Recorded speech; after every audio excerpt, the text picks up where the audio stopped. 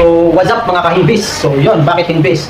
Kasi, i-translate natin sa Tagalog yung po ay hasang. So, kung sasabihin natin what's up mga kahasang, so, parang ginaya na rin natin si Idol Hendrix Backyard. So, shoutout kay Sir Hendrix Backyard. Idol ko po yan sa pagdating sa mga alagang flower horn, guppies, at iba pang mga isda.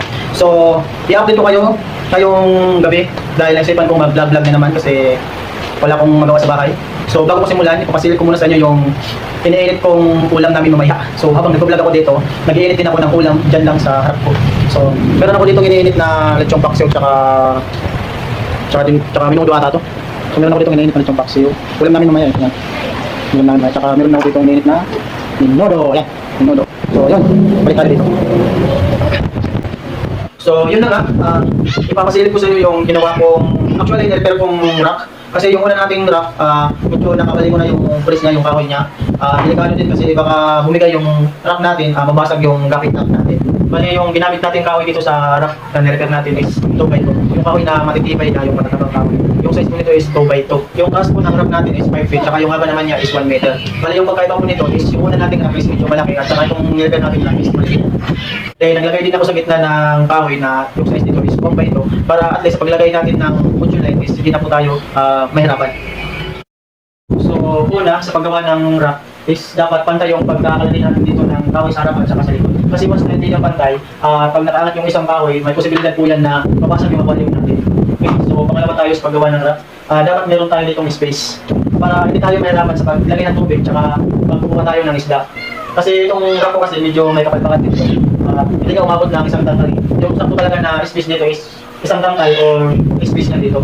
Ito kasi ng akin, okay naman siya, nakukuha ko naman yung isda, tsaka nalalagyan ko naman ng tubig. Yung hindi naman siya umabot ng siguro sa 5 inches lang yung space niya dito.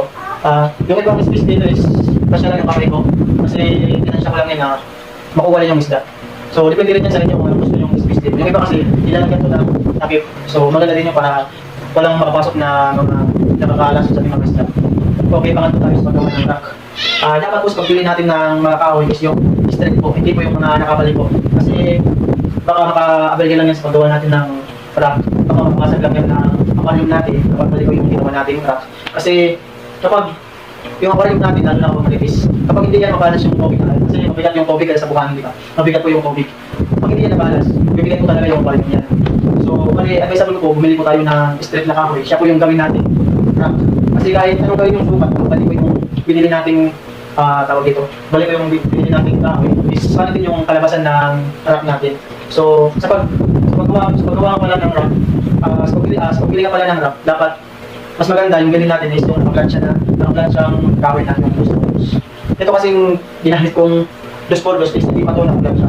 Bale, yung ginamit ko dito yung pangplansya is yung liha, yung paper, anong tawag dito. Basta yung mudas pang na pwede rin sa patalim. So, ginamit ko siya dito para maging medyo resultante naman. Kinis naman siya.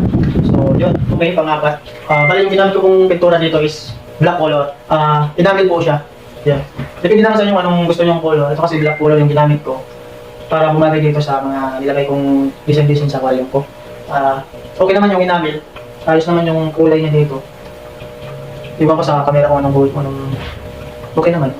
Hindi naman siya natatanggal pag nalalagyan ng tubig. So, iwan ko, hindi ko sinasabi gamitin nyo din yung enamel. Nasaan nyo din naman yan kung anong gusto nyo gamitin. Basta sa akin is enamel yung ginamit ko. So, yun. So, okay. Natapos natin yung apat sa paggawa ng rack. Sana marami kayong tutunan dito sa aking YouTube channel. Lalo na kapag baguhan ka pa lang sa aking channel, huwag kalimutan mag-subscribe, like, comment, share, at click yung ating notification bell para palagi kang updated sa aking mga bagong upload na videos. So, yun mga ano pala yun? So, yun mga kahimbis pala. So, yun mga kahimbis, hanggang dito na lang. So, sana nag-enjoy kayo. Fish out!